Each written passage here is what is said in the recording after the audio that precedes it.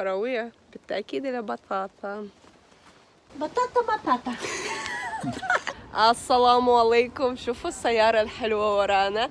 معنا اليوم ميلينا. السلام عليكم، اسمي ميلينا وأنا أعمل في داخل أوليانا. معنا اليوم ميلينا. السلام عليكم، اسمي ميلينا وأنا كمرشدة مع أوليانا. تشتغل مرشدة عندنا. نعم، والآن نذهب إلى قريتي مع من يسكن في القرية هذه؟ نعم، يعيش في هذه القرية جدة وجدتي. جدها وجدتها. حلو. لسه تتعلم في السنة الثانية في الجامعة. فكم تبعد؟ أين تقع القرية؟ قرية تقع ساعة ونصف من مينسك. من مينسك تقريبا. بالسيارة. نروح بالسيارة تقريبا يعني شوية أكثر من 100 كيلومتر صح؟ نعم صح. Как по-арабски сказать «поехали»? هيا بنا. هيا بينا.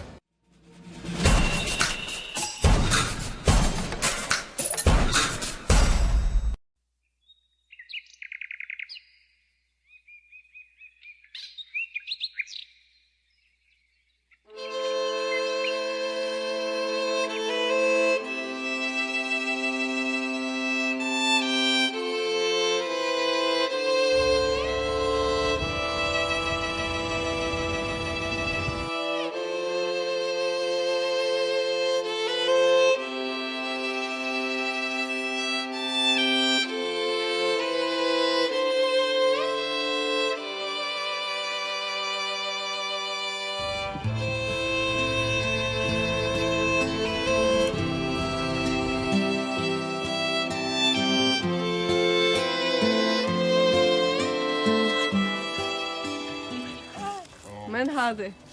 هذا أليسا. أليسا كلبكم سمينة أو حامل ما أعرف. سمينة أنت أليسا؟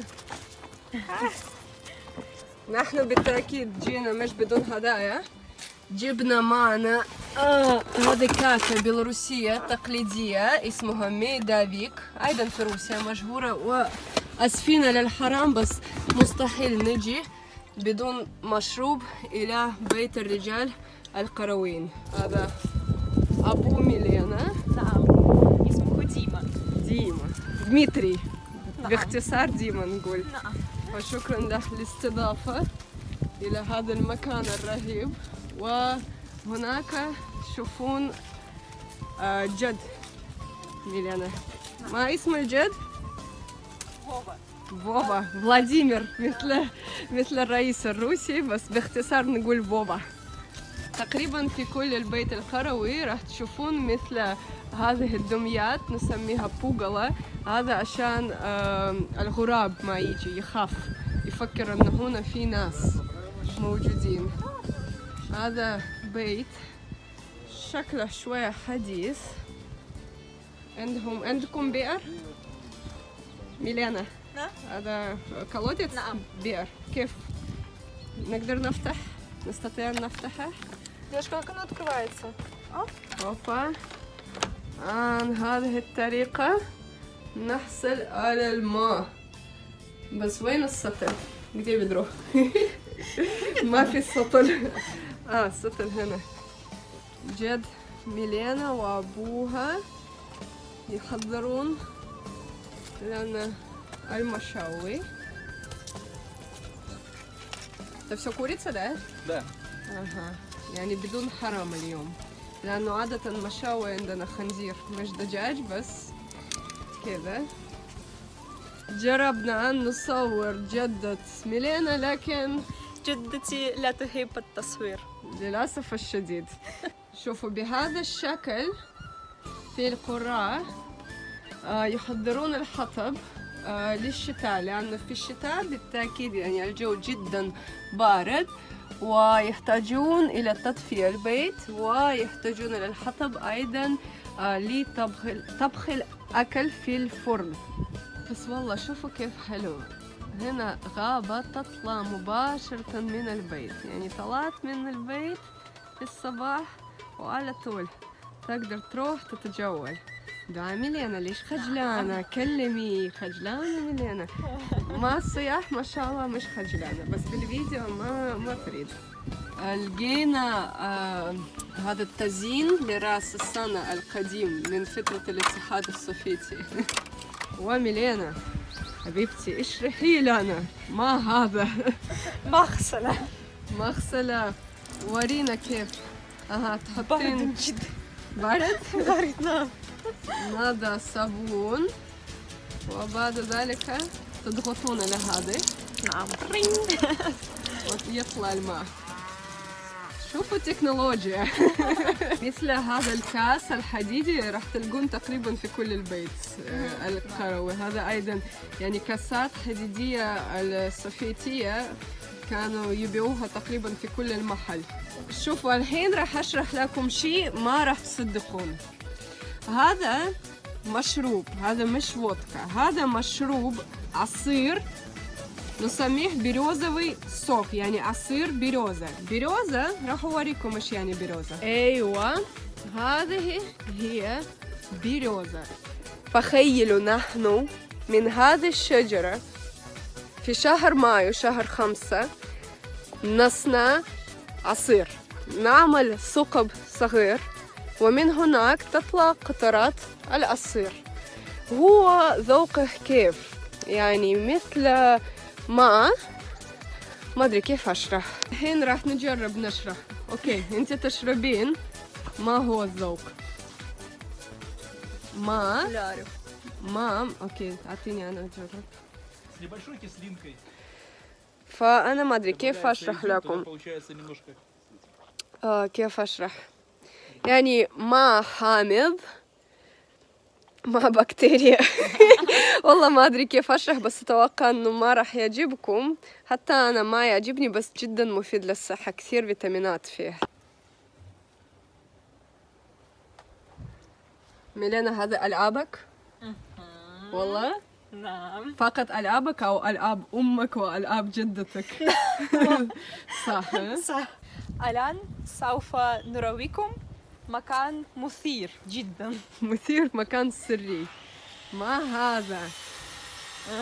انتم قولوا لي ما هذا؟ هذا حمام قروي. تخيلوا كذا في الشتاء درجة الحرارة 15 أو 20 تحت الصفر، وانت تمشي إلى هنا عشان تسوي حاجاتك. أي ميليانا ما هذا؟ ما أعرف. لا تعرفين؟ لا.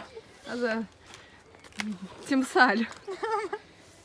بالتأكيد الآن موسم الخريف فما في زراعات كثيرة، بس هنا تشوفون بقايا من زراعة الفراولة. بس في القرى أكثر شيء يزرعون ماذا؟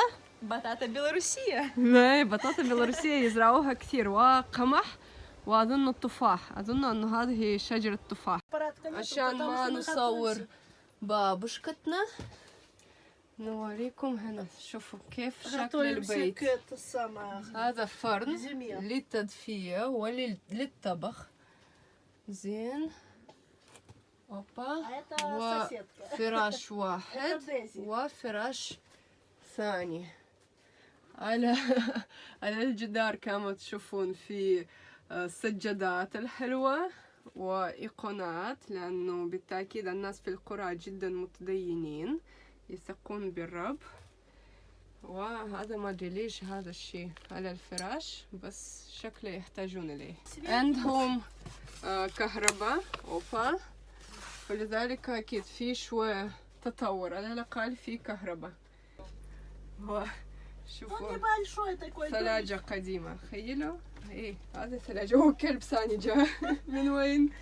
شوفوا أنا صراحة ما أدري إذا هذه الطريقة صحيحة للطبخ، شكل حرق اللحم، بس يعني هم يعرفون أفضل. رح ندخل إلى البيت ثاني. شوفوا هذا تليبويكي. هذا بيت شوية أكبر أيضا ممتاز. عند المدخل على طول فراش ومراية فيه وتقويم. ألعاب حلوة. هذا والله أفلام الرعب ما شاء الله. في فن، في صور على الجدار. ونروح على غرفة ثانية. اها شوفوا ايضا في فرن عادة جدة نعم. يعني جدة عندها أكبر غرفة صح؟ ملكة أها وهنا أيضا غرفة كبيرة. أوه ما هذا؟ راديو ممتاز راديو. وشوفوا ساعات قديمة. هذا سنات لوتش. أنا عندي ساعة معي. أيوة شوفوا هذا سنات لوتش قديمة. وين نظرتي؟ أوه مش نظرتي ساعتي. شوفوا أنا عندي أيضا لوتش بس طراز جديد. شلون تطوروا بس والله أقول لكم طريقة هذه قروية جدا منتشرة، لما يحطون المخدات كذا على الفراش ويغطون بالقماش الثاني. أنا في قريتي نفس الطريقة يسوون. والسجادة على الجدار خلاص هذا يعني عائلة غنية واو شوفوا كيف فخار كيف كانت. اوه فلوس لقينا سوري والله حتى نسيت الكلام. ممكن هذا جد خبى فلوس من جدته والحين خلاص سويت له مشاكل. وهذا السمكة أنا والله ما أعرف إيش قصدها. ليش تقريبا في كل البيت هذا السمكة موجودة. Ты знаешь, Милена, зачем эта рыба? Нет, ну в смысле я знаю, что она есть в каждом доме. في كل البيت موجودة. نعم في كل. ممكن خلال فترة الاتحاد السوفيتي في كل المصنع عند عيد ميلاد كانوا يعطون هذه السمكة. نعم. هذا هذا خمر أو ممكن موية بس أعتقد كأنه واين. والحين راح يكون السؤال إليكم. ما هذا؟ هذا أيضا موجود في كل البيت القروي. اكتبوا لي في التعليقات. راح نحاول أن ندخل إلى الخزانة. careful.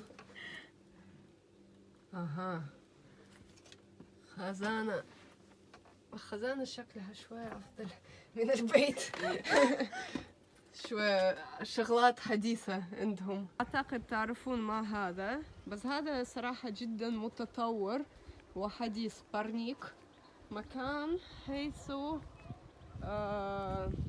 يعني تنمي نباتات معينة اللي ما تقدر تنمي في الجو البارد اللي عندنا.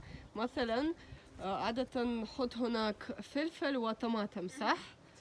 لأنه الطماطم مستحيل ينمي كذا بدون هذا البارنيك هذا المكان المعين. ما شاء الله ما شاء الله. يحضرون الطاولة.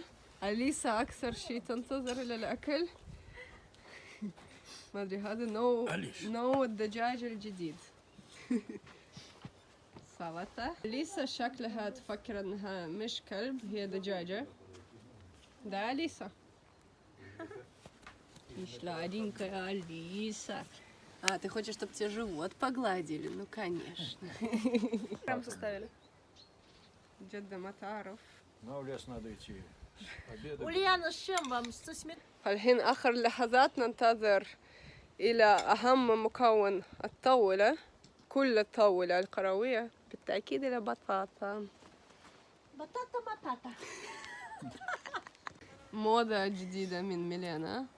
جدتها تقول انه جدا بارد فلذلك لازم تلبس. لا بس شكله جدا حلو. مش قروي. لا. يقولون لازم ما نشيل كحول لانه هذه طاولة روسية белоруссия فلذلك кто-нибудь хочет сказать тост? Я перевела. Что-нибудь за арабов. За туристов, которые приедут в Беларусь.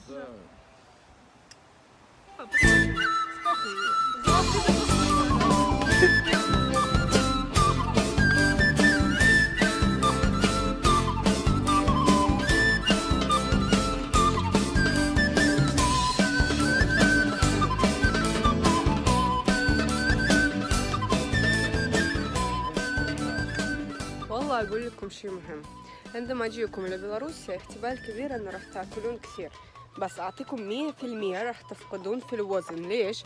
لأنه الحين مثلا أكلنا شبعنا تعبنا نبي نجلس نشرب قهوة نرتاح ولا جد ميلانا وأبوها يقولون لا خلاص نروح الغابة نتمشى رياضة رياضة. البيلاروسيين كلهم رياضيين.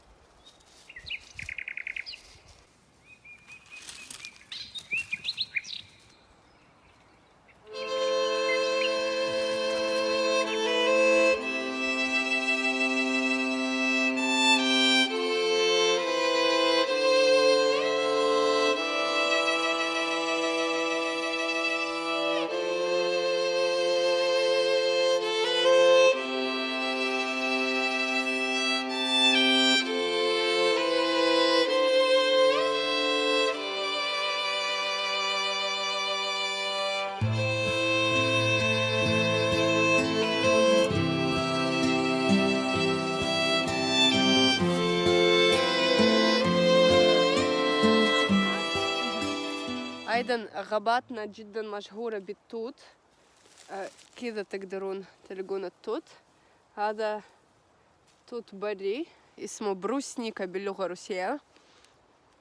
حامض وشوية مر بس مستوى فيتامين سي جدا عالي مفيد للصحة. شوفوا رجعنا ناكل مرة ثانية السموار حق الشاي والحلويات البيلاروسية وهذه كاكا.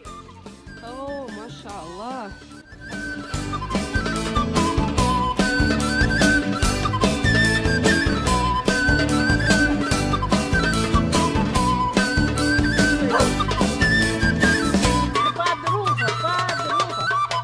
خلصنا من هذا المكان. الآن ميلينا وأبوها وجدتها نرجع إلى مينسك. وجد Владимир يبقى هنا. Не будете тут без нас грустить? Дедушка, посмотри в камеру. Грустить будете тут без нас? Ну, конечно, скучно будет. Да, мы верим вам, верим. Говорим вам спасибо большое. До свидания. По-арабски Проезжайте. говорим шукран. Надеюсь, скоро приедем к вам в гости. Хорошо, спасибо. До свидания. Будем ждать.